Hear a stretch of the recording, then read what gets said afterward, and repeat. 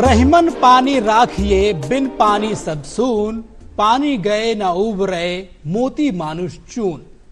नमस्कार, अभिनंदन, सत्कार, स्वागत है आप सभी का आपके पसंदीदा शो एजेंडा में और आपके साथ मैं हूं मोहम्मद अतीक।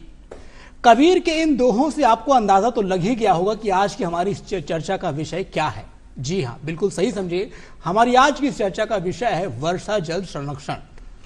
जिस तरीके से देखा जाए राजस्थान के परिप्रेक्ष्य में जो पानी है वो कितना महत्वपूर्ण तत्व है, राजस्थान ही नहीं हम देश की बात करें या दुनिया की बात करें, पानी एक आवश्यक तत्व माना जाता है इस सृष्टि के बने रहने के लिए, इस सृष्टि के सुचारू रूप से चलने के लिए। हम देख रहे हैं पिछले कुछ दिनों में राजस्थान में जिस तरीके से जो मानसून आ रहा है, मानसून से पहले ही जो बारिश आ रही है, ये राजस्थान के लिए अच्छे संकेत हैं। जो बारिश हो रही है उस बारिश से जो राजस्थान के बांध हैं, जो नदियां हैं, उनमें पर्याप्त पानी की आवक हो रही है। और जिस तरीके से जो मानसून आया है, जिस तरीके से बताया कि एक हफ्ते पहले ही आ गया है, कुछ साल पहले लगातार अगर आप देख रहे हैं पानी पर्याप्त मात्रा में है, लेकिन फिर भी हमारी और आपकी सबकी जिम्मेदारी है कि पानी का हर स्तर पर बचाव किया जाए।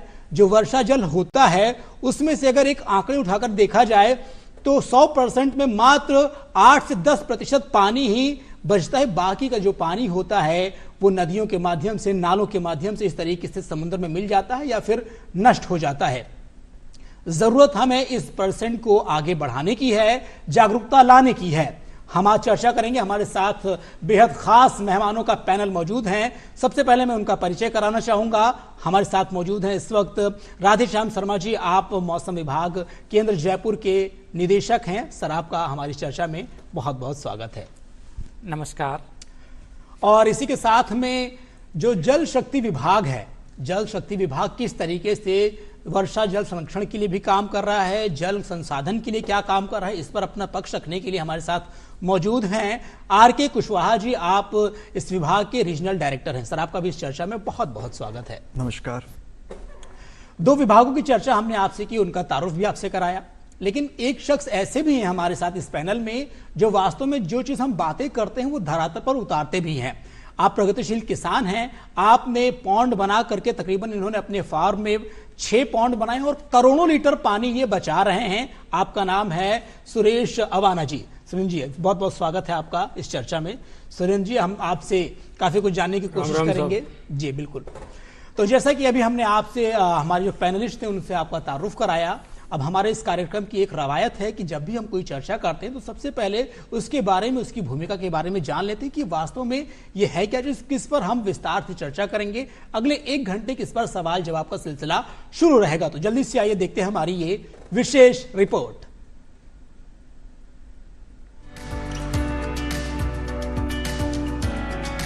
राजस्थान भारत का सबसे बड़ा राज्य अपने शुष्क और अर्ध शुष्क जलवायु के लिए जाना जाता है।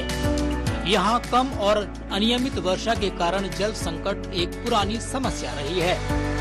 वर्षा जल संरक्षण यानी रेन वाटर हार्वेस्टिंग इस क्षेत्र में जल प्रबंधन और संरक्षण के लिए एक महत्वपूर्ण और ऐतिहासिक समाधान रहा है।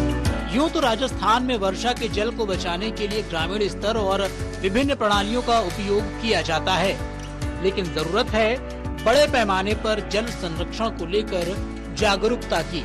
पिछले कुछ वर्षों में आंकड़ों पर नजर डालें तो राजस्थान में पर्याप्त रूप से वर्षा हो रही है। इस साल ही 25 जून को आने वाला मानसून अपने तय समय से हफ्ते भर पहले ही आ गया, जो कि राजस्थान के लिए एक अच्छे संकेत हैं। अच्छे मानसून को देखते हुए ऐसा अनुमान लगाया जा रहा है कि आगामी दिनों में राजस्थान में उचित वर्षा होगी। हालांकि अब तक हुए वर्षा से अच्छी खबर यह रही है कि प्रदेश के कई बांधों में पानी की आवक सामान्य से अधिक बढ़ी है। राजस्थान में कुल उपलब्ध वर्षा जल का केवल 8 से 10% ही संग्रहित किया जाता है। शेष पानी वाष्पीकरण या बहाव के कारण नष्ट हो जाता है। यदि 50% वर्षा जल को संग्रहित किया जाए तो यह राज्य की 20 से 25% जल मांग को पूरा कर सकता है। प्रशासनिक स्तर पर जल संरक्षण के लिए काफी कुछ प्रयास किए जा रहे हैं। मुख्यमंत्री जल स्वावलंबन अभियान योजना के तहत 6 लाख से अधिक जल संरचनाएं बनाई गयी, जिनमें जोहड़, तालाब और रिचार्ज पिट्स शामिल हैं। इसने 5000 गांवों को जल स्वावलंबी बनाया है। जल शक्ति अभियान के तहत केंद्र और राज्य सरकार के सहयोग से जल संरक्षण परियोजनाओं को बढ़ावा दिया जा रहा है। वहीं अटल भूजल योजना राजस्थान के 7 जिलों में भूजल प्रबंधन पर केंद्रित है। राजस्थान में वर्षा जल संरक्षण न केवल जल संकट का समाधान है, बल्कि यह सामाजिक आर्थिक विकास और पर्यावरण संरक्षण का भी आधार है। पारंपरिक प्रणालियां जैसे जोहड़, बावणी और टांका आज भी प्रासंगिक हैं, जबकि आधुनिक तकनीकें जैसे छत वर्षा जल संरक्षण और रिचार्ज पिट्स ने इस प्रक्रिया को और प्रभावी बनाया है। सरकार, एनजीओस और समुदाय के सहयोग से राजस्थान ने जल स्वावलंबन की दिशा में उल्लेखनीय प्रगति की है। हालांकि चुनौतियों से निपटने के लिए दीर्घकालिक नीतियों, तकनीकी नवाचार और सामुदायिक भागीदारी की आवश्यकता है। वर्षा की हर बूंद को संजोकर राजस्थान न केवल अपने मरुस्थल को हरा भरा कर सकता है, बल्कि विश्व के लिए जल संरक्षण का एक आदर्श मॉडल भी प्रस्तुत कर सकता है। Bureau report, DD news, Jaipur. तो दोस्तों, अपनी इस रिपोर्ट के माध्यम से हमने आपको बताने की कोशिश की किस तरीके से राजस्थान में जो मानसून है, कैसे उसकी आवक है, कितनी पानी की उपलब्धता है और क्या कुछ करने की आवश्यकता है। अपने सवाल जवाब का सिलसिला शुरू करते हो। सबसे पहले मैं राधेश्याम शर्मा जी के पास आना चाहूंगा, क्योंकि ये जो मौसम को लेकर के जो प्रेडिक्शन करते हैं, अनुमान लगाते हैं, वो 100% लगभग जो है होता है। अगर ये कहते हैं 2-3 दिन के बाद अगर बारिश आनी है तो लगभग आती है। पूरे राजस्थान में इनकी काफी चर्चा होती है। चलिए इनसे बातचीत करते हैं। सर, जिस तरीके से हम बातचीत कर रहे हैं, हमारा जो टॉपिक है वो वर्षा जल संचयन संरक्षण की बात हो रही है। हम ये क्या कुछ है, इसको थोड़ा आसान भाषा में जो हमारे दर्शक हैं उनको समझाने की कोशिश करें। देखिए, सबसे पहले तो हम सभी जानते हैं कि जल जो है वो हमारी एक मूलभूत आवश्यकता है जी। और आपने अभी बताया कि जो पूरी धरती पर हालांकि जल की उपलब्धता बहुत है, 3/4 भाग धरती पर जल की उपलब्धता है, लेकिन उसमें से जो पीने लायक पानी है वो बहुत ही सीमित है। और मैं कहूँगा कि हम भारत के लोग जो हैं वो काफ़ी भाग्यशाली हैं कि हमारे पास एक बहुत ही सिस्टमेटिक तरीके का एक मानसून सिस्टम है जो काफ़ी अमाउंट में जो बारिश है वो वर्षा जल देता है जी। राजस्थान के लिहाज से भी देखें तो एक फिक्स पीरियड के दौरान मानसून का आगमन और मानसून का विड्रॉवल होता है।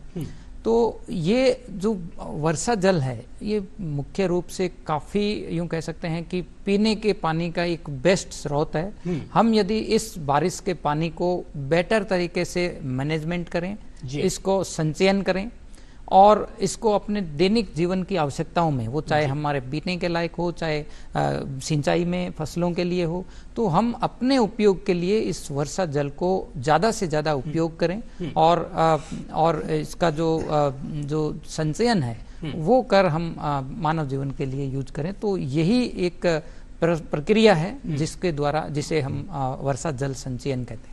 ठीक है। हम कुशवाहा सर के पास आना चाहेंगे। सर, जिस तरीके से अभी राधेश्याम जी ने बताया कि कैसे वर्षा जल संचयन करना चाहिए, क्या कुछ उसके तरीके होना चाहिए, उन्होंने बताया। सर, हम आपसे जानना चाहेंगे, क्योंकि हम राजस्थान के परिप्रेक्ष्य में बातचीत कर रहे हैं, राजस्थान के परिप्रेक्ष्य में भूजल की क्या कुछ उपलब्धता है, क्या कुछ स्थिति है, सबसे पहले इसके बारे में आप बताएं। बिल्कुल सही पूछा आपने। जैसा कि आपने अभी क्लिप में भी दिखाया कि राजस्थान में अगर भूजल परिदृश्य को देखें तो स्थिति बहुत ही विषम और विकट है जी। जैसे कि राजस्थान की इसकी दो चीज़ें जो हैं इसको मुख्य रूप से, जैसे इसकी जियोग्राफिकल पोजीशन, क्योंकि इंडिया के नॉर्थ वेस्ट पार्ट में है और ज़्यादातर इसका जो भाग है वो रेगिस्तानी इलाकों से घिरा हुआ है। दूसरा जो है इसकी क्लाइमेटिक कंडीशन, यानी कि शुष्क और अर्ध शुष्क क्षेत्र में आता है। वर्षा जो है वो काफ़ी कम होती है। और तीसरा जो बड़ा कारण है वो है यहाँ पे 12 महीने बहने वाली जो पेरिनियल रिवर्स हैं उसका अभाव। एकमात्र चंबल रिवर को छोड़ दें और माही को, तो राजस्थान राज्य के अंदर कोई भी ऐसी नदी नहीं है जो पूरे साल भर बहती हो। तो इन सब का मिला जुला परिणाम ये होता है कि जो चाहे वो राजस्थान राज्य के लिए खेती के लिए हो, उद्योगों के लिए हो, पीने के लिए, सारी डिपेंडेंस जो आती है वो भूजल पे आ जाती है जी।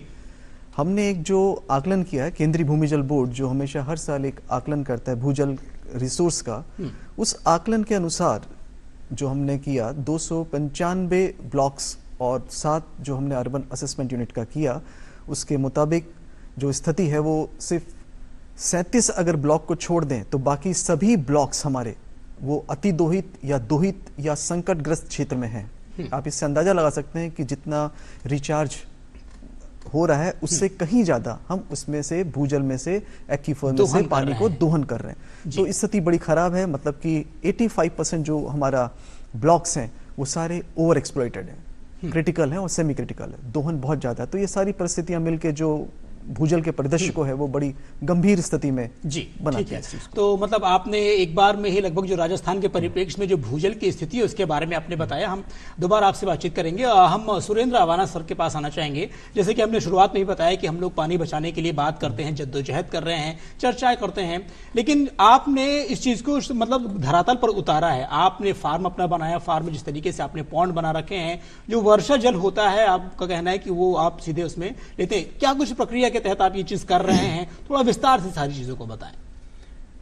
देखिए, राजस्थान के परिप्रेक्ष्य में बात कर रहे हैं तो वर्षा की पूरे देश में सबसे ज्यादा कमी हो रही है और उसके अलावा भूजल है वो सबसे कम राजस्थान में है।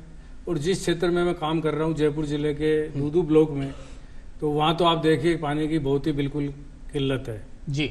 और खास तौर से पीने के पानी की तो किल्लत है ही है। दूसरे नंबर पे आते हैं किसान।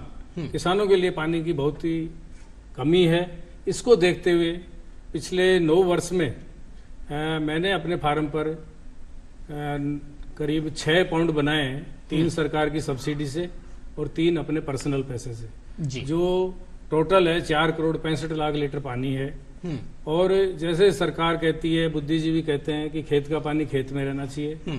आप देखिए कि 55 एकड़ में जो फार्म है उसका एक बूंद पानी का बाहर नहीं जाने देता हूँ। और उसके अलावा बाहर से जो रोड और एक जो पहाड़ी का पानी है वो भी बह के पास में जाता है, उसको भी मैंने सर अभी आपने बताया कि जो वर्षा जल होता है उसको हम बाहर नहीं जाने देते हैं। वो प्रक्रिया क्या होती है? जैसे अगर मान लीजिए बारिश हुई तो किस तरीके से आप वो मतलब संग्रहित करते हैं, उसके बारे में हम जानना चाहेंगे। देखिए, सरकार की सब्सिडी की जो योजना है उसके अंदर 1,35,000 से लेके 20 लाख तक की फार्म पॉन्ड हॉर्टिकल्चर और एग्रीकल्चर में है। ठीक है। तो सरकार के ऑनलाइन आप अप्लाई करके और सब्सिडी ले सकते हो।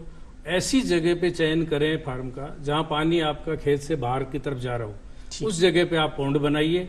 पॉन्ड में एक सीट लग जाएगी और आपके पक्का कोई कंस्ट्रक्शन है, टीन शेड है, तो उसका पानी भी बह के जा रहा है तो नाली के द्वारा उसके अंदर जोड़ दीजिए।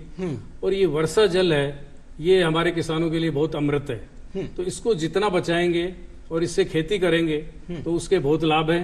तो सरकार की सब्सिडी लेके मैक्सिमम आप उसको बचाइए और बचाने के बाद उसमें एक सोलर जो सरकार सब्सिडी देती है, एक सोलर लगा दीजिए 5 से 7.5 किलोवाट तक का है और उससे पूरी सिंचाई करिए। न केवल आपको फ्री का पानी मिलेगा, आपको बिजली फ्री की मिलेगी।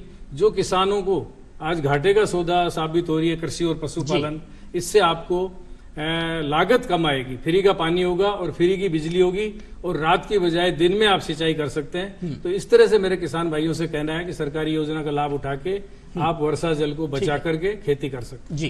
राधेश्याम सर, जिस तरीके से मौसम को जो पूर्वानुमान आप लगाते हैं, पहले से प्रेडिक्ट कर देते हैं कि बारिश कब आनी है, किस समय आएगी, किसान उससे काफी कुछ लाभ भी उठाते हैं। लेकिन कई बार जैसे होता है कि जैसे आप जो पूर्वानुमान लगाते हैं तो क्या ऐसा कोई कोलैबोरेशन भी होता है? जैसे जल शक्ति विभाग से हमारे साथ कुशवाहा साहब बैठे हुए हैं, तो क्या कि आपकी तरफ से भी कुछ ऐसे नवाचार किए जाते हैं, कुछ आइडिया दिए जाते हैं कि आप इस तरीके से जल संरक्षण कीजिए या लोगों को अवेयर करने का कुछ काम करते हैं? इस तरह की कुछ अगर गतिविधियों को अंजाम देते तो उसके बारे में। देखिए, भारत मौसम विज्ञान विभाग मुख्य रूप से मौसम से संबंधित रियल टाइम ऑब्जर्वेशन लेने का काम, इसके अलावा मौसम पूर्वानुमान का जो है वो मुख्य रूप से कार्य है। इसके अलावा मौसम से संबंधित जितने भी सेक्टर्स हैं, चाहे वो कृषि विभाग है, चाहे वो आपदा प्रबंधन है, चाहे मुझे लगता है कि ऐसा कोई सेक्टर होता नहीं है जिसका मौसम से सीधा सीधा असर नहीं होता हो। तो इनडायरेक्ट और डायरेक्ट दोनों तरीके से मौसम विभाग से सभी सेक्टर्स जुड़े हुए हैं। जहां तक इरिगेशन डिपार्टमेंट की बात है या वाटर रिसोर्स डिपार्टमेंट की बात है, तो ये एक जॉइंट वर्क होता है। इसमें कुछ इन्फॉर्मेशन मौसम विभाग की तरफ से भी सहयोगी होती है, तो कुछ दूसरी इन्फॉर्मेशन जो है वो अदर डिपार्टमेंट से होती है। तो मैं यही कहना चाहूँगा कि मुख्य रूप से मौसम विभाग वेदर मॉनिटरिंग और अर्ली वार्निंग सर्विसेज पे काम करता है। इसमें बारिश का जो पूर्वानुमान है, मानसून के लिए आपने बात की, तो हमारा मौसम विभाग की तरफ से एक लॉन्ग रेंज फोरकास्ट जारी होता है और करीब मानसून से 3 महीने पहले ये पूरा एक मोटा मोटा अनुमान लगाया जाता है कि इस बार का जो मानसून है वो किस प्रकार रहेगा जी। और जस्ट मानसून से पहले यदि देखें तो सेकंड स्टेज अपडेटेड फोरकास्ट है और ये फोरकास्ट जो है वो मैं कहूँगा कि प्लानिंग के पॉइंट ऑफ व्यू से बहुत इंपॉर्टेंट हो सकती है। यदि पहले से ये इन्फॉर्मेशन हो कि इस बार आने वाला मानसून एक बेहतर मानसून होगा, तैयारियां कर सकते हैं, बिल्कुल पहले से तैयारियां कर सकते हैं। यदि एक अच्छे मानसून की संभावना है तो जो एलाइड डिपार्टमेंट्स हैं, चाहे वो वाटर रिसोर्स डिपार्टमेंट है, चाहे वो इरिगेशन डिपार्टमेंट है, तो सभी विभाग, सभी सेक्टर्स जो है उसके अनुसार अपनी प्लानिंग सेट कर सकते हैं और बेटर मैनेजमेंट जो है वो कर सकते हैं। तो मुझे लगता है कि अर्ली वार्निंग जो सर्विसेज है मौसम विभाग द्वारा, वो वाटर रिसोर्स मैनेजमेंट, यहाँ पर मौसम का पूर्वानुमान बहुत इंपॉर्टेंट साबित होता है, जिस तरीके से कि जो हम अगर समय से पहले चीजों को पता कर लेते तो प्लानिंग करना थोड़ा सा आसान हो जाता है। और प्लानिंग के तहत जब किसी काम को हम करते हैं तो कहीं ना कहीं इसमें कामयाबी मिलती है। बिल्कुल। आर के सर, जिस तरीके से जब चर्चा हो रही है तो कई बार सरकार की तरफ से जिस आप विभाग को रिप्रेजेंट कर रहे हैं, कई सारी योजनाएं भी लेकर के आते हैं। अटल भूजल योजना हो, जल शक्ति मंत्रालय के तहत जो हर घर नल योजना हो, वो चीजें हैं। लेकिन सर, वर्षा जल को बचाने के लिए भी क्या कुछ आपके यहाँ योजनाएं हैं? उन योजनाओं के बारे में आप सीक्वेंस वाइज अगर बताएं तो बेहतर होगा। ठीक है, देखिए मैं सबसे पहले इसमें बताऊंगा कि जो भूमि जल है जी, या ग्राउंड वाटर कहेंगे, तो ग्राउंड वाटर का रिचार्ज होने का जो एकमात्र जो सोर्स है वो है वर्षा। ठीक है। अगर वर्षा हमारे पास में और राज्य में अच्छी होती है तो उसका निश्चित रूप से प्रभाव भूजल स्तर पर पड़ता है और ये हमें पथरीले इलाकों में जल्दी देखने को मिलता है और जो एल्यूवियम के या जो रेतीले इलाके होते हैं उसमें देखने में थोड़ा सा समय लगता है। ठीक है। तो ये एक है जिसके अंदर हमारा जो मुख्य कारक है वो है वर्षा जल। अगर वर्षा अच्छी हो रही है तो निश्चित रूप से भूमिगत जल स्तर बढ़ेगा, लेकिन इसके फिर बहुत सारे और भी कारण हो जाते हैं। अगर आप जितना रिचार्ज नहीं हो रहा उससे ज़्यादा आप कहीं ड्राफ्ट ले रहे हैं तो फिर वो स्थिति और विकट होती है। लेकिन मैं ये बताना चाहूँगा कि आपने जो आज पैनल बनाया है वो वाकई बहुत अच्छा पैनल है, जिसमें मौसम विभाग के जो हैं निदेशक वो भी हमारे साथ में, स्टेक होल्डर जो किसान हैं, बिल्कुल जिनके लिए ये पहली इकाई है वो भी यहाँ पर, वो भी हमारे साथ मौजूद है। क्योंकि आप देखेंगे जो हमारा जो आकलन होता है, केंद्रीय भूमि जल बोर्ड जो ग्राउंड वाटर रिसोर्स का एस्टिमेशन करता है, उसके मुताबिक पूरे राज्य में अगर हम देखेंगे जो ड्राफ्ट होता है एनुअल, पूरा ग्रॉस ड्राफ्ट जो पानी निकाल रहे हैं उसका 85% जो ड्राफ्ट होता है वो एग्रीकल्चर के लिए होता है। ठीक है। जो सबसे बड़ा कारण है जिसके अंदर हम लोग इन चीज़ों को कर रहे हैं। तो ये बहुत ही अच्छा मंच है जिसके माध्यम से हम किसानों को भी बता पाएंगे कि वर्षा जल किस तरह से संरक्षित किया जाए। ठीक है।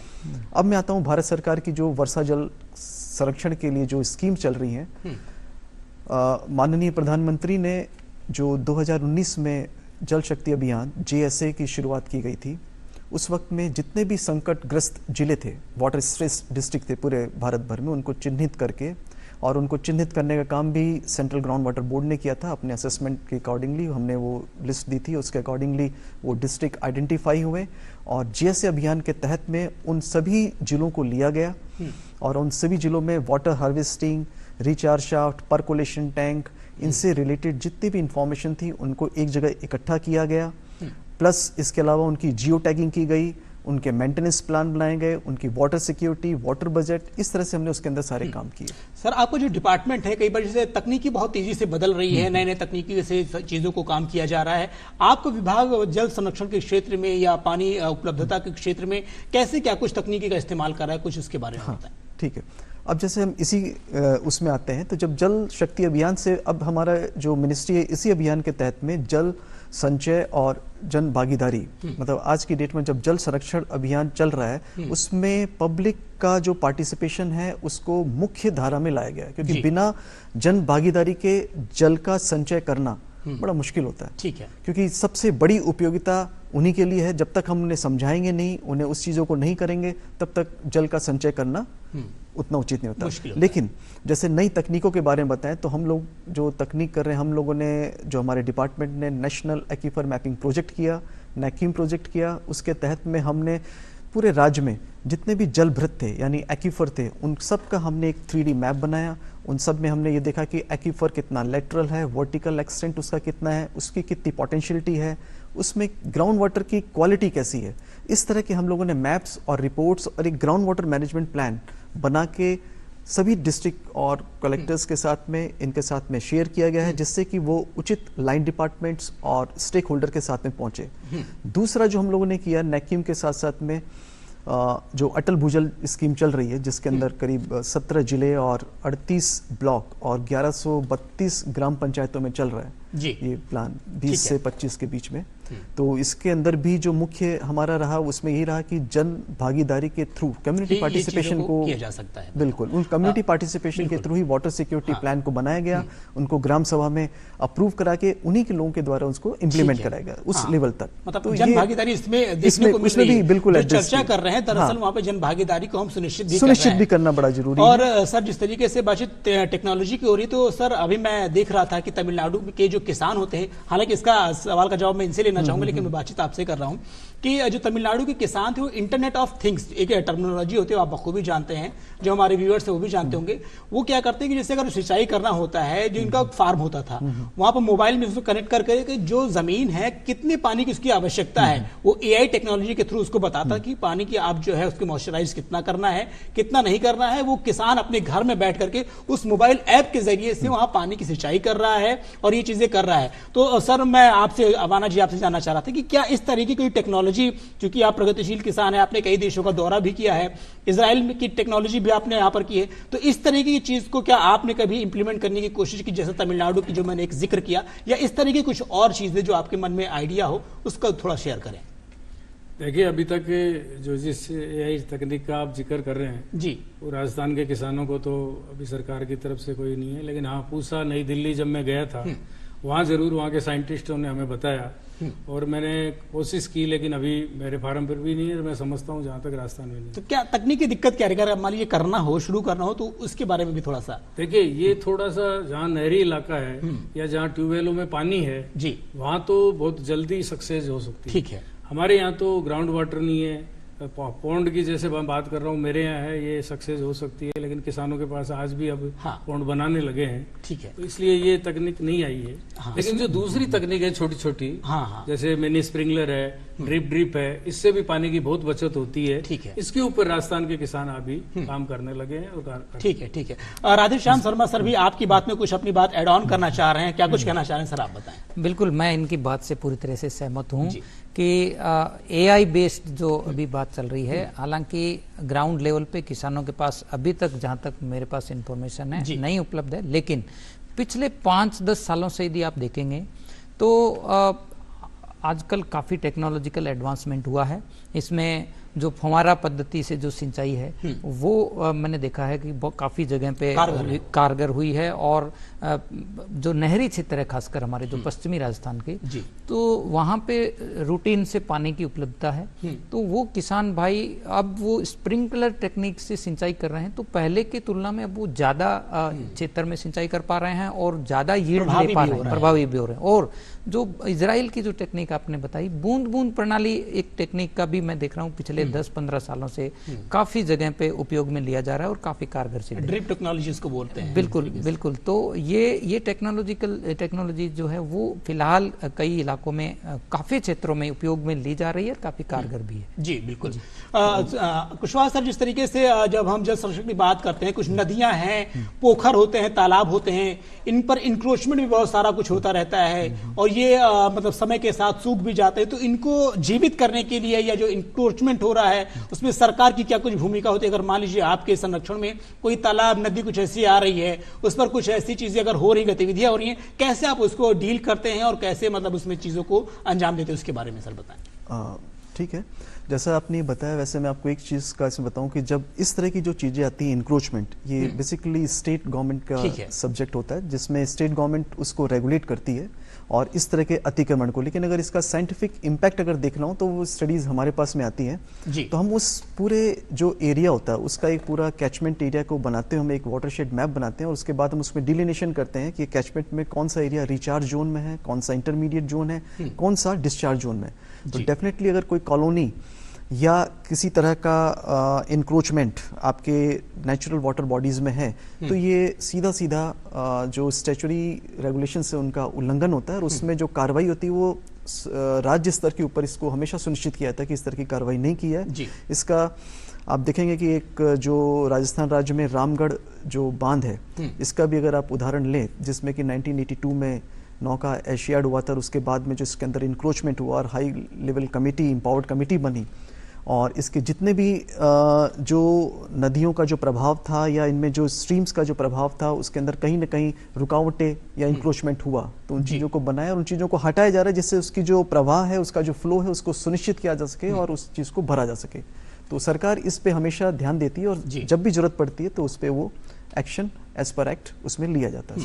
ठीक है सर, जिस तरीके से राधेश्याम सर हम बातचीत कर रहे हैं, उसको इंक्रोचमेंट को अगर ये बात हो रही थी, नदियां जो सूख रही हैं उनको कैसे दोबारा जीवित किया जाए, इस तरीके से जो आम जन लोग होते हैं कई बार चीज़ों से अवगत नहीं होते हैं। जैसे अगर कोई सिटी बस रही है, कोई नई प्लानिंग हो रही है, नए मकान कट रहे हैं, प्लॉटिंग हो रही है, तो उसमें जो इंफ्रास्ट्रक्चर होता है उसमें कहीं इस बात का कोई जिक्र नहीं होता है कि अगर हम घर बना रहे हैं तो कैसे उसमें टैंक बनाना चाहिए, किस तरीके से जो पानी बारिश का हो रहा है वो कैसे रिचार्ज होना चाहिए। इस पूरे मैकेनिज्म को लेकर के क्या कुछ कोई अवेयरनेस करने की जरूरत है, या अगर कुछ इसमें आपके पास कुछ आइडिया, कुछ ऐसा सुझाव हो तो आप बताएं सर।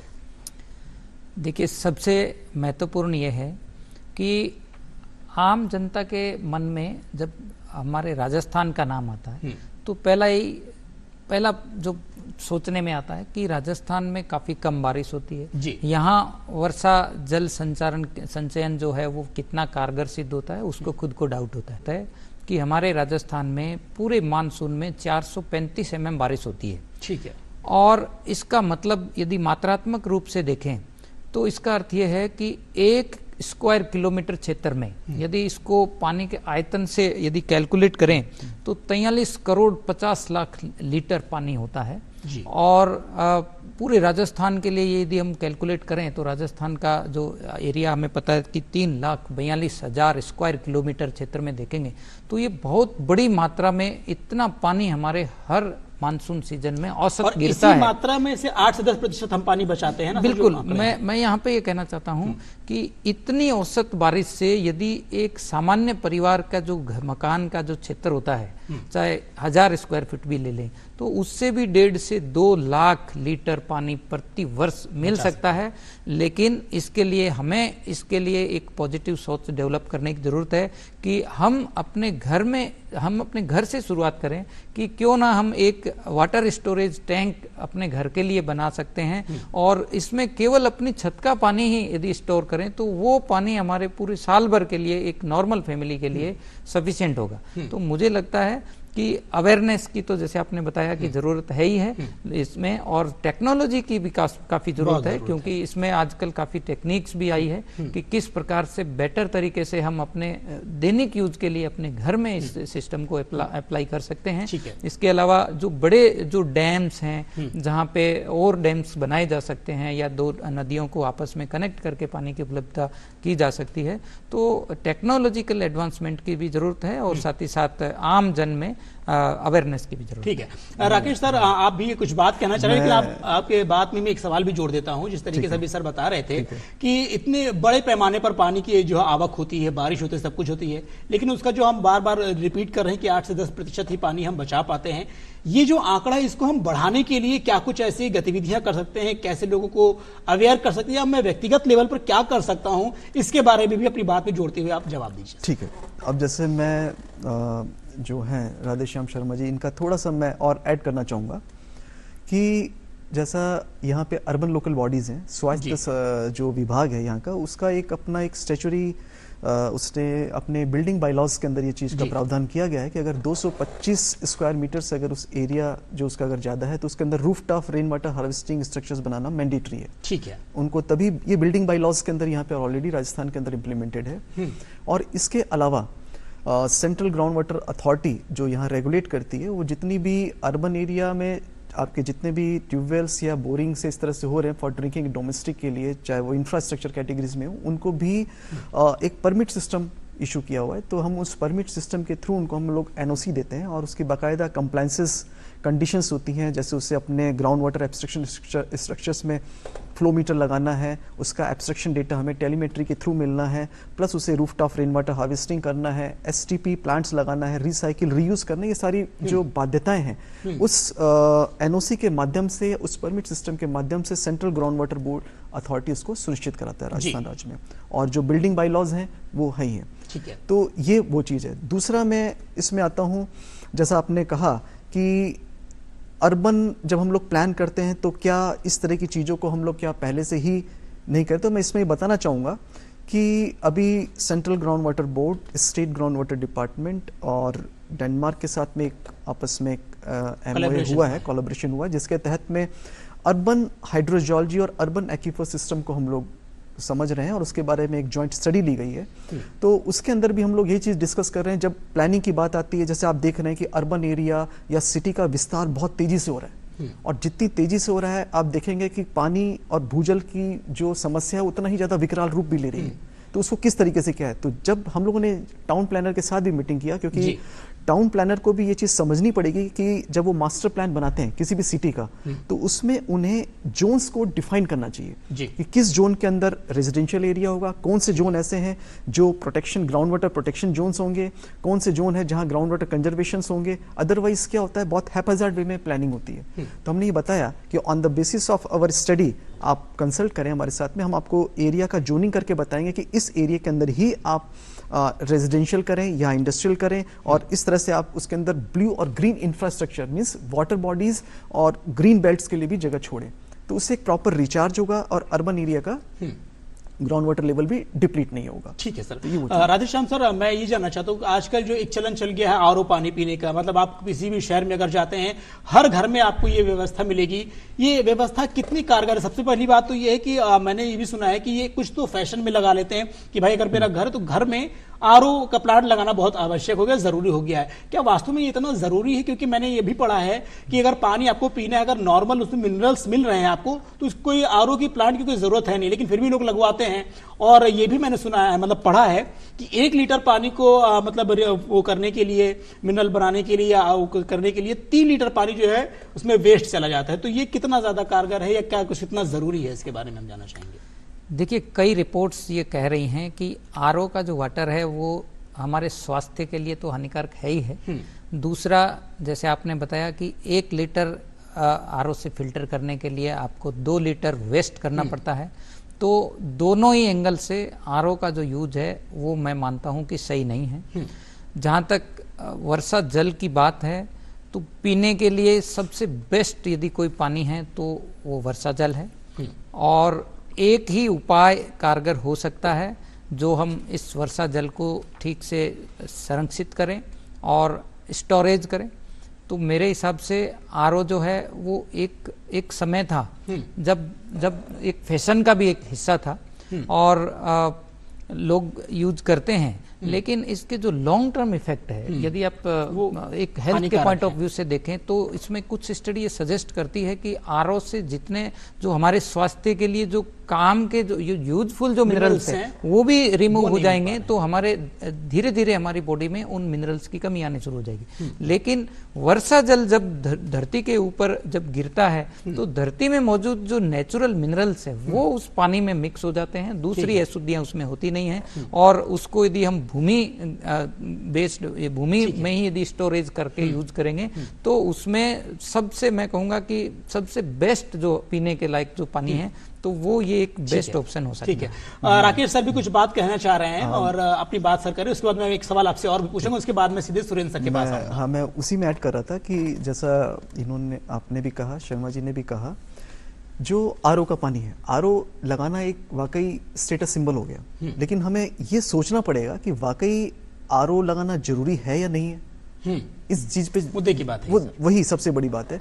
ये नहीं कि हमारे बगल वाले घर ने लगा लिया, साहब मैं भी लगा लेता हूँ, कैसे उन्होंने भी लगा पहचान करें लिया। कि यहाँ पर आरओ की वास्तव में जरूरत है भी या फिर नहीं भी लगा है। लिया। अब मैं इसमें बताता हूँ कि आरओ की जरूरत वहीं पे होती है जहां पे टीडीएस का लेवल अगर 1500 टीडीएस के मिलीग्राम पर लीटर से अगर ऊपर हो रहा हो, या उसके अंदर कुछ फ्लोराइड का प्रॉब्लम हो रहा हो, या नाइट्रेट का इस तरह के जो इश्यूज हो रहे हो, जो एरिया या जो अर्बन एरिया अगर वो सरफेस वाटर से फीडेड है, फॉर एग्जांपल अगर हम जयपुर की बात करें तो आज यहाँ पे जितना भी पानी का सप्लाई है वो सारा का सारा बीसलपुर से, और बीसलपुर से जो पानी आ रहा है उसमें ऑलरेडी इतना मॉडर्न और स्टेट ऑफ आर्ट टेक्नोलॉजी का फिल्ट्रेशन प्लांट लगा है कि उसके अंदर फर्दर किसी भी तरह के ट्रीटमेंट की आवश्यकता ही नहीं है। मतलब उसमें वो टीडीएस ऑलरेडी कंट्रोल करके हमें देते हैं, और हम लोग उसके बावजूद उसमें आरओ लगा दे रहे हैं। तो आरओ उस जो मिनरल का कंटेंट है उसको भी रिड्यूस कर दे रहा है। तो मालूम पड़ा जो 500 मिलीग्राम पर लीटर एक डिजायरेबल है, वो हम लोग उसको कहीं 100 या 200 पे उसको फिक्स करते हैं। तो अब वो आपके जो शरीर में पानी जा रहा है उसका कंटेंट जो है मिनरल के जो आवश्यक मिनरल चाहिए, मैग्नीशियम हुआ, कैल्शियम हुआ, सोडियम हुआ, मिल ही नहीं पा रहा। तो फिर क्या होगा, कहीं ना कहीं वो बीमारी का कारण बनेगा। तो हम इस चीज को सुनिश्चित करें कि क्या वाकई है।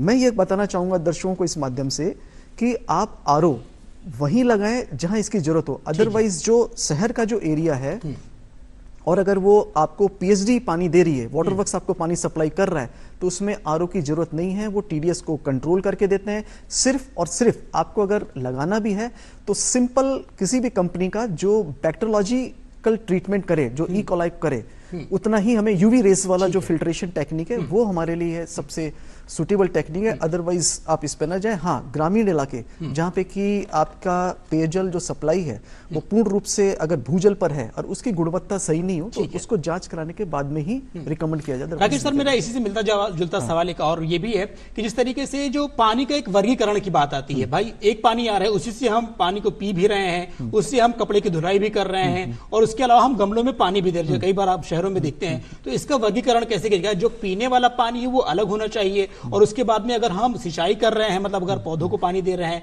या और भी छोटी मोटी अगर हम गार्डन वगैरह बना रखा है उसके लिए, या कपड़े की धुलाई कर रहे हैं, तो इनको किस किस लेवल पे कैसे यूज करना चाहिए? लोग जान ही नहीं पाते हैं। उसी पानी से सिंचाई कर रहे हैं, पी भी रहे हैं, और उसको बेतहाशा बहा रहे हैं, गाड़ी भी धो दे रहे हैं। तो इसका थोड़ा सा विस्तार से बताएं। हाँ, ये भी आपने बहुत अच्छा प्रश्न पूछा, क्योंकि एक भी बहुत बड़ी भ्रांति है कि मतलब हर तरह का पानी हम हर तरह यूज किए जा रहे हैं जी।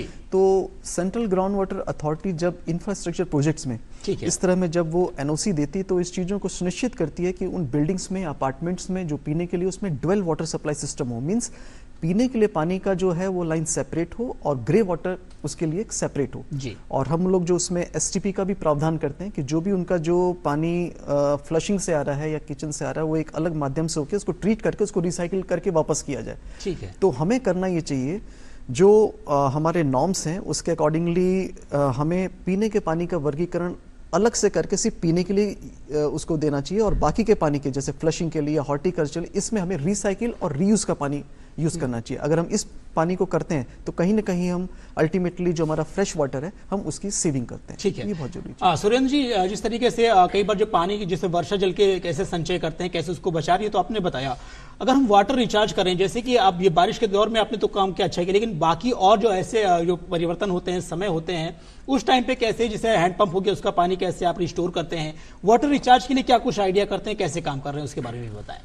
देखिए, किसानों के परिप्रेक्ष्य में मैं बात करूं तो खेत के अंदर जो थोड़ी सी वेस्ट लैंड है जहाँ कोने हैं, गायें चराते हैं, वहाँ एक चौका पद्धति वो कर सकते हैं जी। छोटे छोटे चौके बना के जहाँ पानी उसके अंदर होगा और वो जमीन में जाएगा। ठीक है। लेकिन कुछ एरिया हमारे जैसे जो दूदू ब्लॉक की बात करें कि उसमें नीचे हार्ड चट्टान है, तो वो नीचे 150 फीट पे जाके वो पानी कहीं स्लोप और कहीं है, तो वो हमारे नहीं होगा। तो उनके लिए मेरा सरकार से निवेदन है कि ऐसी जगह पे फार्म पॉन्ड की जो योजना है किसानों को मतलब जल्दी जल्दी इसका बजट बढ़ा के फार्म पॉन्ड दिया जाए, ताकि वो जैसे एक फलों का बगीचा है उसके अंदर 12-12 फीट पे पेड़ है, बीच में मल्चिंग करके उस पानी का भी थोड़ा स्लोप करके उसको भी संचय कर सकते हैं। तो जैसा शर्मा सर बता रहे थे कि बरसात का पानी तो अमृत है और पीने के अलावा खेती के लिए भी अमृत है। मेरे पास जैसे मैंने बताया 65 करोड़ लीटर पानी था। अभी ये बारिश जल्दी आ गई, फिर भी मेरे पास 1 करोड़ लीटर पिछले साल का बचा हुआ पानी है। तो सभी किसान भाई अगर इस पद्धति से पानी, चौका पद्धति हो या मल्चिंग लगा के इकट्ठा करें, या छोटी सी छत का, जैसे सर बता रहे थे छोटी सी छत का ही पानी बहुत इकट्ठा होता है। मेरे तो एक साइड गायों का है 255 बाई 92 92 फीट का है, और उससे 1 करोड़ लीटर पूरे इस सीजन में पानी इकट्ठा होगा। ठीक है। तो इस तरह से किसान भाई, सरकार की योजना है, फ्री का पौंड है, मतलब 5 लाख रुपए 50 बाई 50 मीटर पे देती है। तो फ्री का पौंड है, फ्री का पानी है, बिजली फ्री की है, ड्रिप से और मिनी स्प्रिंकल से ये सिंचाई करें जी। तो ये अमृत है, फसल भी अच्छी होगी और फ्रूट के पेड़ भी अच्छे होंगे। और उसके साथ में एक और कहना चाहूंगा कि बहुवर्षीय जो चारा लगाते हो मियावाकी पद्धति से लगाएं। ठीक है। इसमें न खाद की जरूरत पड़ेगी और 1 साल बाद पानी की कभी जरूरत नहीं पड़ेगी, और उन पेड़ों के अंदर पानी जमीन में जाएगा ही जाएगा, और पास में पेड़ लगेंगे तो उनकी सनलाइट ऊपर से आएगी, तो जंगलों की तरह वो पेड़ों की हाइट भी बढ़ेगी, तो चारा, औषधियां, फल फ्रूट भी ज्यादा मिलेगा जी। और पानी की बचत होगी। जिस तरीके से जो लोग पानी बचाते हैं, मैंने देखा कि सरकार उन लोगों को प्रोत्साहन भी देती है। मैंने देखा कि राष्ट्रीय जल पुरस्कार भी दिया जाता है इस तरीके से आपके विभाग के द्वारा, इस तरीके जो भी रहता है। ये प्रोत्साहन के लिए और क्या कुछ चीजें की जा सकती हैं, कैसे आप लोग जैसे वर्कशॉप करते हैं, लोगों को कैसे जागरूक करते हैं? एक तो किसान हो गया, शहरी अंचल की अगर हम बात करें तो शहरी वाला हो गया, अगर हम ग्रामीण अंचल में जाते हैं किसानों तो किस तरीके से अवेयर कर रहे हैं, और आप क्या कुछ कहना चाह रहे हैं? क्योंकि अपने मैं देख रहा था कुछ आप अपनी बात भी ऐड ऑन करना चाह रहे थे, वो भी बात इसमें शामिल करें सर।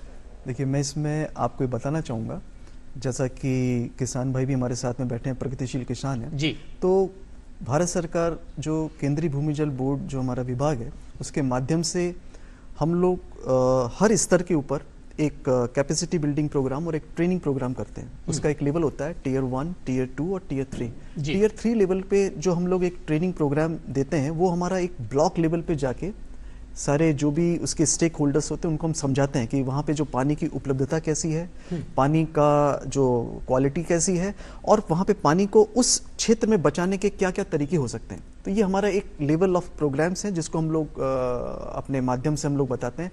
तो ये तो एक चीज़ हुई। दूसरा, केंद्रीय भूमि जल बोर्ड पूरे राज्य में समय समय पर बहुत सारी पब्लिक इंटरेक्शन प्रोग्राम भी करता है। तो जो पब्लिक इंटरेक्शन प्रोग्राम करता है उसके तहत भी हम लोग ये चीज़ों को बताते हैं, क्योंकि राजस्थान राज्य ऐसा है कि कोई भी एक तकनीक किसी एक जिले में अगर वो लग रही है तो ऐसा नहीं कि उसको हम सभी जिलों में सेम तरीके से इम्प्लीमेंट हो पाएगा, क्योंकि जियोग्राफिकली और जियोलॉजिकली बहुत वेरिएशन है यहाँ पे। अगर आप पश्चिम क्षेत्र में जाएंगे, हमारे पश्चिम जिलों में जाएंगे, जैसे जोधपुर हुआ, बाड़मेर हुआ, जैसलमेर हुआ, बीकानेर हुआ, तो वहाँ पानी बचाने के या ग्राउंड वाटर कंजर्वेशन या रिचार्ज के तरीके अलग होंगे।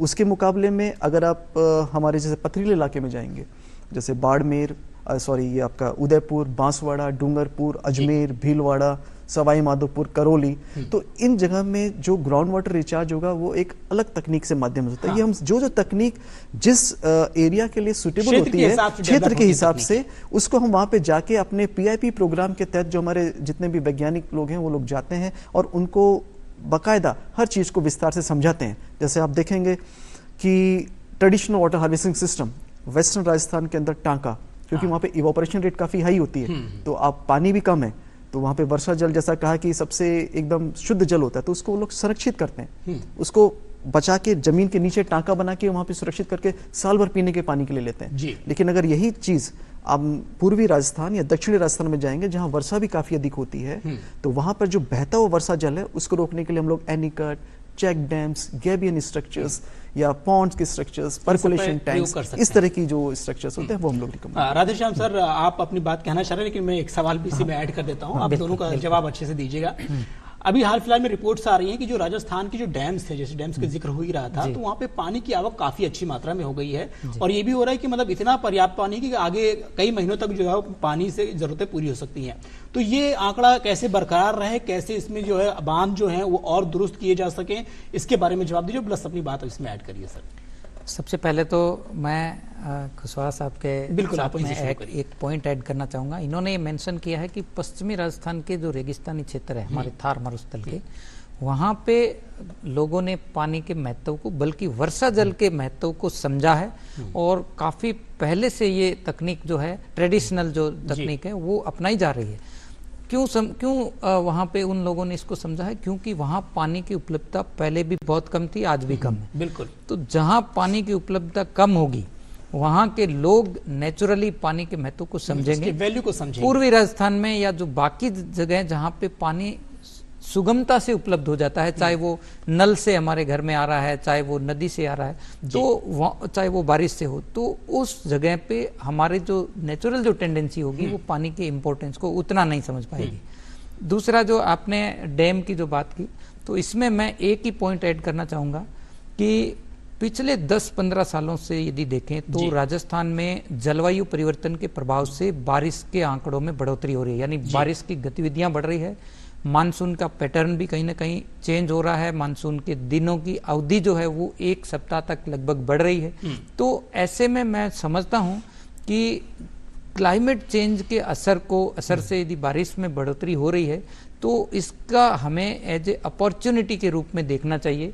इस बढ़े हुए बारिश के पानी का उपयोग जो है वो समुचित उपयोग करना चाहिए और वर्षा जल संचयन एक बेटर ऑप्शन हो सकता है कि हम इसका ज़्यादा से ज़्यादा संग्रहण करें और इसका उपयोग करें। ठीक है, जिस तरीके से कुशवाहा सर हम बातचीत कर रहे थे, मतलब ऑल परिप्रेक्ष्य में लोगों को ज्यादा से ज्यादा हम लोग जागरूक कर रहे हैं। आपके विभाग से भी काफी काम होते हैं और आपके विभाग से भी कई बार जो देखा जाता है, हम ग्रामीण जो अंचल है वहां पर लोग ज्यादा अवेयर हैं। सर की बातों से सुनकर के मतलब ऐसा भी लग रहा है, और ऐसा है भी कि वो लोग पानी की महत्वता को असल में समझते हैं बनिस्बत की जो शहर के लोग हैं वो लोग हो सकता है कहीं ना कहीं इस मामले में पीछे हों, लेकिन वो लोग इसमें आगे रहते हैं। तो ऐसे में क्या लगता है, इसको और ज्यादा सुदृढ़ करने के लिए और मजबूती से उनको अवेयर करने के लिए क्या कुछ करने की आवश्यकता है?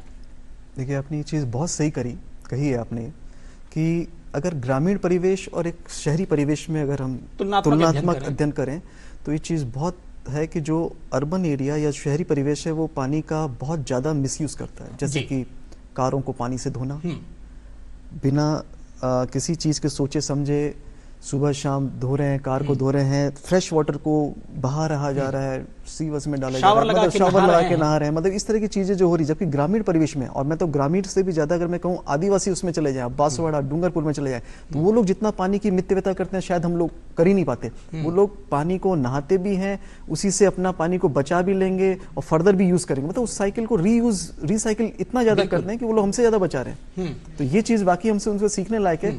जो ग्रामीण परिवेश है तो वही वाली बात है, क्योंकि यहाँ पे पानी जो है उन्हें बहुत इजीली अवेलेबल है, और यही चीज़ अगर ग्रामीण परिवेश करेंगे तो वहाँ को बहुत दूर जाना पड़ता है, सब कुआं बहुत दूर है, ट्यूबवेल में पानी नहीं है, पानी है तो भी खा रहा है। तो परिस्थितियां भी इन चीज़ों में बहुत बड़ा रोल प्ले करती है। बिल्कुल बिल्कुल।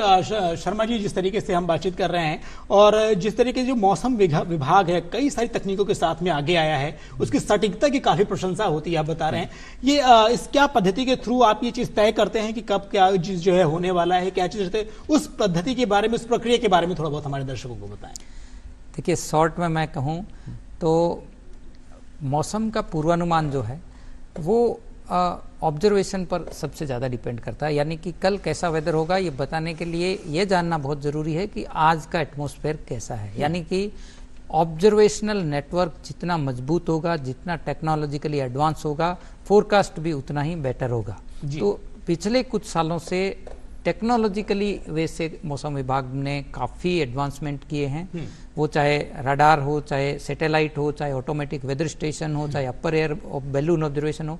तो एक तरफ तो हमारा ऑब्जर्वेशनल पार्ट बढ़ा है, दूसरा तरफ मॉडलिंग के क्षेत्र में भी काफ़ी काम हुआ है। सुपर कंप्यूटर्स और हाई परफॉर्मेंस कंप्यूटर्स का भी उपयोग पिछले कुछ सालों में काफ़ी होने लगा है।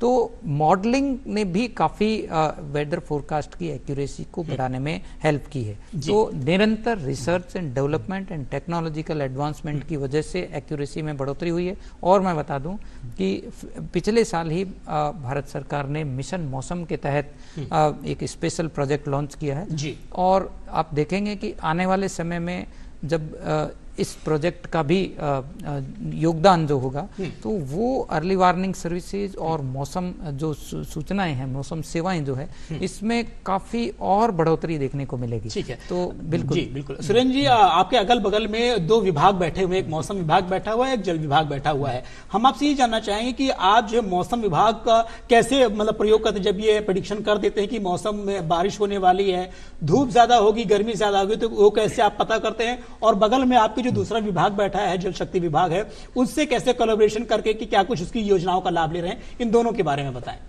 देखिए, मौसम विभाग का 2-3 साल पहले तो लोगों में था और सच्चाई भी थी कि आप बताते थे उससे उल्टा होता था। ठीक है। लेकिन पिछले 3-4 साल से हम देख रहे हैं कि बिल्कुल सटीक, और खास तौर से इस बार की बात करें, अभी मानसून 1 वीक पहले आ गया, तो आपने 2 महीने पहले बता दिया था कि इस बार मानसून राजस्थान में खास तौर से अच्छा होगा।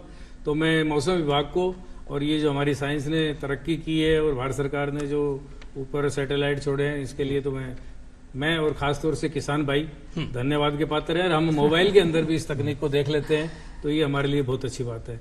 और जहाँ तक सर का बात है, तो ग्राउंड वाटर के बारे में आपकी विभाग काम तो कर रहा है, लेकिन हमारी ये बात सरकार तक जाती है, हमारे किसानों के डायरेक्ट इनका विभाग टच में नहीं है। तो मेरा निवेदन है भारत सरकार से और इनके विभाग से कि जो भी जिस क्षेत्र में भी आप काम करें ग्राउंड वाटर के बारे में, तो कम से कम हमारी पंचायत को, हमारा ब्लॉक है, उसको इस तरह की जानकारी हो कि पानी की क्वालिटी कैसे है, कितना गहरा है, रिचार्ज कैसे करें, तो हम किसान भाइयों को बहुत फायदा होगा। इस तरह दोनों से राकेश सर, अब एक सवाल भी उन्होंने आपके ऊपर छोड़ा है कि भाई जिस तरीके से किसान ने आपसे कह रहे, विभाग से कह रहा है कि कैसे आप उनसे कनेक्टिविटी बना रहे हैं, कैसे अपनी योजनाओं को उन तक पहुंचाएं, आप क्या कुछ कर रहे हैं इस धरातल पर, या फिर कैसे आप आगे इनसे जोड़ने की कोशिश करेंगे? बिल्कुल सही है, बिल्कुल सही है। मैं आपसे मुखातिब हूँ कि ये बात आपकी सही है कि किस तरीके से पहुंचा। जैसे मैंने आपको पहले बताया कि हमारे डिफरेंट लेवल के ट्रेनिंग प्रोग्राम्स होते हैं, जैसे पब्लिक इंटरेक्शन प्रोग्राम्स होते हैं, जिसके तहत हम ग्राम पंचायत लेवल तक जाते हैं और उस स्तर पे जाके फिर हम उनकी सूचनाएं देते हैं। दूसरा मैं बताऊं आपको कि टेक्निकल एडवांसमेंट में पहले हमारा नेशनल हाइड्रोलॉजी प्रोजेक्ट था। उस नेशनल हाइड्रोलॉजी प्रोजेक्ट के तहत में हमने, जैसे मौसम विभाग के पास में रेनगाज स्टेशंस होते हैं, तो हमारे पास में ग्राउंड वाटर लेवल को मेजरमेंट करने के लिए पीजोमीटर्स होते हैं।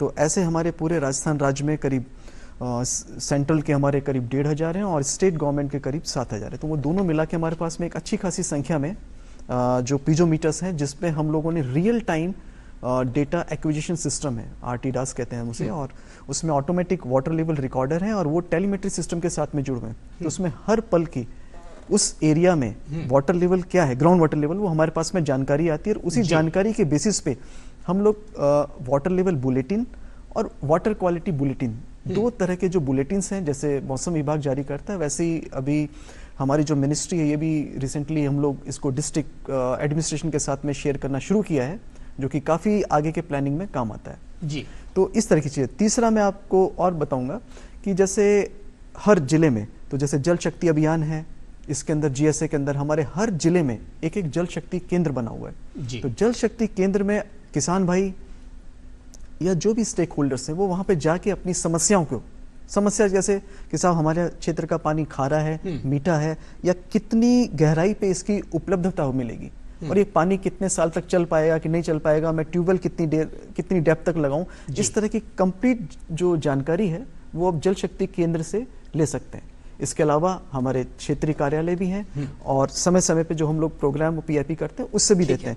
तीसरा मैं आपको और बताऊं कि अटल भूजल जो 17 जिलों में चल रहा है और करीब 1032 ग्राम पंचायतों में, तो हर ग्राम पंचायत में एक एक पीजोमीटर लगाया हुआ है, एक एक रेनगाज स्टेशन दिया हुआ है, वहाँ पे वाटर क्वालिटी के पूरे इंस्ट्रूमेंट्स भी दिए हुए हैं। मतलब वहाँ की पूरी ग्राम पंचायत उसमें इन्वॉल्व है और बहुत अच्छे तरीके से अवेयर है। वो अपना पूरा वाटर सिक्योरिटी प्लान बना के, बजट बना के, अपने क्षेत्र का, अपने गांव का पूरा जल प्रबंधन स्वयं के द्वारा उसको किया जा रहा है। तो ये भी एक भारत सरकार की उपलब्धता है कि ग्राम पंचायत लेवल तक पहुंची हुई है। तो सुरेंद्र जी, जिस तरीके से आपने एक किसान के तौर पर एक जो सवाल छोड़ा था, उसके बारे में उन्होंने बखूबी जवाब दिया और बताया कि क्या कुछ वो धरातल पर कर रहे हैं। हर जिले लेवल पे भी उन्होंने अपने केंद्र स्थापित कर रखे हैं और कोई भी किसान अगर वाटर से रिलेटेड कोई भी जानकारी लेना चाहता है कि हमारे क्षेत्र में कैसा पानी आ रहा है, उसकी कैसी क्या कुछ टेस्ट है या क्या कुछ कमियां हैं, तो उसके बारे में आप यहाँ समाधान ले सकते हैं। उम्मीद करते हैं कि आप आगे चल के इस तरह की योजनाओं का लाभ लेंगे। राधेश्याम सर, जिस तरीके से जो हमारे जो स्कूल्स है, मतलब हम अवेयरनेस की बात करें इसलिए स्कूल पर आ रहे हैं जी, जागरूकता के लिए हम लोग बहुत सारी बातें कर रहे हैं, बहुत सारे हमारे शोज देख रहे हैं, कार्यक्रम देख रहे हैं, लेकिन जो हमारी जो स्कूल है, जो छोटे बच्चे पढ़ने के लिए आ रहे हैं, मुझे लगता है कि वहां से अगर इस चीज की शुरुआत करें तो ज्यादा बेहतर होगा, क्योंकि जो बच्चे होते हैं वही भविष्य होते हैं। तो हम क्या उस लेवल पर किस तरीके से प्रोग्राम को तय कर सकते हैं या वो चीज बनाने की, प्लान बनाने की जरूरत है? स्कूल, कॉलेज और यूनिवर्सिटीज होती है, इसमें किस तरह की चीजें करनी चाहिए, इसके बारे में सर बताएं। देखिए, बहुत ही महत्वपूर्ण विषय आपने उठाया है। हाँ, देखिए, जो वर्षा जल संचयन की जो हम बात कर रहे हैं और एक जलवायु परिवर्तन एक महत्वपूर्ण विषय है। ठीक है। तो मुझे ये लगता है कि स्कूली शिक्षा और कॉलेज शिक्षा दोनों में ही इन विषयों को जो करिकुलम है, पाठ्यक्रम है, उसमें शामिल कर देना चाहिए। एक चैप्टर, एक सब्जेक्ट में ये जरूर होना चाहिए जिसमें बड़ी बात जिसमें हम जलवायु परिवर्तन को एड्रेस कर सकें और जिसमें ये जो जो जो चैलेंजेज फिलहाल हमारे सामने आ रहे हैं, जो खासकर क्वालिटी वाटर की जो बात है, तो ये सारे विषयों को हम शामिल कर सकते हैं। एक पाठ्यक्रम के तौर पर बिल्कुल पाठ्यक्रम के तौर पर शामिल किए जा सकते हैं। दूसरा, समय समय पर कैंपेन भी चलाया जा सकता है, वर्कशॉप चलाए जा सकते हैं। कुछ जो विशेष जो दिवस होते हैं, जैसे कभी अंतर्राष्ट्रीय जल दिवस हम सेलिब्रेट करते हैं या अलग अलग समय पर जो विज्ञान दिवस मनाते हैं, तो ऐसे कुछ अवसरों पर हम विद्यार्थियों को इस प्रकार के चैलेंजेस या इस प्रकार के जो नई तकनीक का जो उपयोग कर सकते हैं, तो विद्यार्थियों को इससे अवगत कराया बिल्कुल बिल्कुल। आपने आप तीनों ने बड़ा बखूबी जवाब दे चुकी। हम अपनी चर्चा के एकदम अंतिम पड़ाव में हैं, तो हम आपका सबसे पहले तो आप सभी का धन्यवाद देना चाहेंगे। राकेश कुशवाहा सर, चूंकि बहुत सारी बातें करने को है लेकिन वक्त हमारे पास सीमित रहता है, जो हमारी घड़ी है वो इशारा कर देती है हमें कि भाई साहब आपका समय सीमित हो चुका है, अब आप इससे आगे दायरे में नहीं जा सकते हैं। तो बहुत माफी के साथ आपका हम धन्यवाद भी देना चाहेंगे। राकेश सर, आपने कीमती वक्त दिया और इतनी महत्वपूर्ण जानकारी दी, उसके लिए आप धन्यवाद। और प्रगतिशील किसान के तौर पर आप हमारे साथ बैठे रहे सुरेंद्र अवाना जी, आप समय समय पर आते रहते हैं और जिस तरह की जो टेक्नोलॉजी है उससे हमारे दर्शकों को मुखातिब होकर के बताते हैं, उसका भी आपका आभार। और राधे श्याम सर का तो क्या ही कहना है कि जिस तरीके की जो प्रेडिक्शंस है, जो पूर्वानुमान है, वही इनकी पहचान है। तो सर आपको भी बहुत बहुत धन्यवाद जो आप हमारे कीमती वक्त देकर के हमारी चर्चा में आए। तो दर्शकों, आज आपने देखा कि हमारी चर्चा में किस तरीके से जो जल संरक्षण किया जा सकता है, तो इसके बहुत सारे उपाय भी बताए गए। 2-3 पॉइंट्स हैं। पहला पॉइंट तो यही कि अगर आप घर में शावर से अगर नहाते हैं, शावर से नहाना बंद कर दें तो आप उसमें कम से कम 20 से 30 लीटर पानी बचा सकते हैं। और हर घर में अक्सर देखा जाता है जो नल की टोटी होती है वहां से पानी टपकता रहता है बूंद बूंद, अगर वो पानी जो टपकता है वो कम से कम 80 से 100 लीटर पानी खराब होता है। तो कृपया करके आप अपने घर में इस बात को जरूर सुनिश्चित करें कि आपके नल का जो टोटी है वो ठीक है, नहीं ठीक है। अगर ठीक है तो आप इस तरीके से कि अगर गड़बड़ है तो उसको आप बदलने की कोशिश करें। और हमारी तो परंपरा रही है जल जंगल जमीन को पूजने की, उसको मानने की, हमारी संस्कृति में ये चीज रहा है। इसीलिए हम पानी को, नदियों को मां मानते हैं। तो मां मानते हुए आप इस बात को सुनिश्चित करिए पानी को नहीं खराब करना है और वर्षा जल का संचय करना है। इन्हीं बातों के साथ आज की चर्चा में हम आपसे विदा लेते हैं। उम्मीद करते हैं कि आपको हमारा आज का ये चर्चा पसंद आई होगी। फिलहाल मुझे और मेरी टीम को दीजिए इजाजत। नमस्कार।